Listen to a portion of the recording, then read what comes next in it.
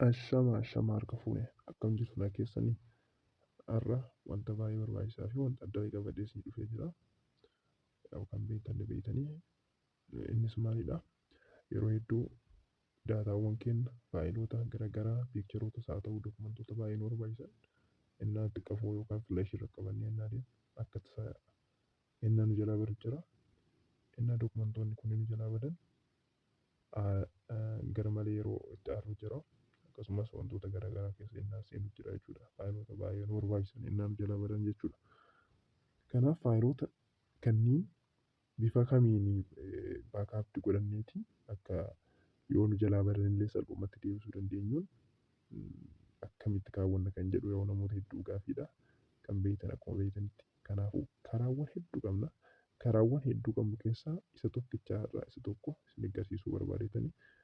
Innis maalidha jettan teelegiraam akkaawuntii qabnu irratti salphumatti faayila keenya faayila kamiyyuu haa ta'u viidiyoos dokumentoota garaagaraa akkasumas piikcharoota garaagaraa istoor godhachuudhaan salphumatti innaa faayilli nu jalaa badu maal goona jechuudha daawunlood gochuudhaan itti fayyadamuu dandeenya jechuudha. Innaa faayiliin baay'ee nu barbaachisu innaa akka tasaa ta'e nu jalaa badu meebii sun isin mudateera ta'a baay'ee innaa itti aartantu jira jechuudha. Faayilota yeroo hedduuf itti taatan waggaa hedduuf itti taatan akka tasaa daqiiqaa muraasa keessatti innaa nama jalaa badu baay'ee waan nama aarsutti kana keessa bahuudhaaf salphumatti karaawwan garaagaraa fayyadamuudhaan salphumatti maal gochuu dandeenya jechuudha. Faayilota keenya istoor godhachuudhaan innaa nu barbaachisan immoo daawunlood godhuudhaan itti fayyadamuu dandeenya jechuudha.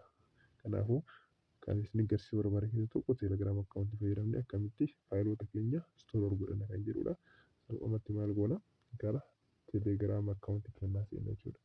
Erga gara teelegiraam akkaawuntii keenyaa seennee maal goona sarchi baarii irratti seef meseej jedhu barreessina jechuudha. Seef meseej kan jedhu barreessina. Innaa barreessine nu dhufee jira kunoo kan jalqabaa kanarratti maal goona jechuudha. Hincuqaasna jechuudha. Hincuqaasna.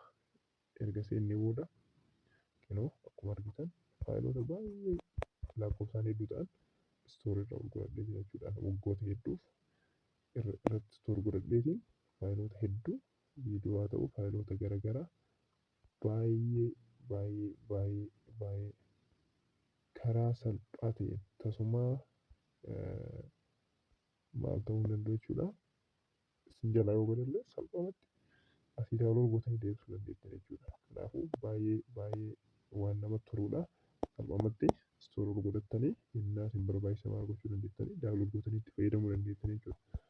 Kanaafuu faayilota kanneen asirra kaawwachuudhaan salphumatti maal gootanii daawunlood gootanii fayyadamuu dandeenya. Akkam goona wanta kunoo as biran tuqna erga ishee tuqne booda kana nu ba'a jechuudha. Innaa kana nu ba'u kunoo keessan jira faayiliin jira muuziqaa jedhu jira kontaaktiin jira lookeeshiniin jira akkasumas viidiyoo wanta barbaanne fakkeenyaaf kun viidiyoodha kan argitan kun akkasumas kunniin piikcharoota viidiyoota garaagaraa illee daballeetiin maal gochuu dandeenya jechuudha. Kunoo ol kaawwachuu dandeenya jechuudha. Fakkeenyaaf yaa'u kunoo istoor godhina jechuudha salphumatti. Haala ispiidii keessaniitii fi haala meegaabaayitii yookaan haala qabannaa iddoo faayila keessanii irra hundaa'uudhaan dafiis haa ta'u turii isinii istoor godha jechuudha. Kanaafuu salphumatti yaaduu tokko malee istoor godhattaniiti maal gootan jechuudha ol kaawwattani. Garuu wanni isin gochuu hin qabne tokko keessaa akkaawuntii sun akkaawuntii keessan bilbilli sun bilbila keessan ta'uu qaba jechuudha. Maaliifuu tasuu bilbilli illee qafoon bilbila waliin lakkoofsa waliin isin jalaa bade maal gootanii bilbila san baafachuudhaan yookaan lakkoofsa keessan baafachuudhaan salphumatti maal gochuu dandeessan jechuudha. Faayilii keessan argachuu dandeessan jechuudha. Kanaafuu wanta kanneen sirreeffadhaa barnoonni keenya kan kana fakkaataa galatoomaa.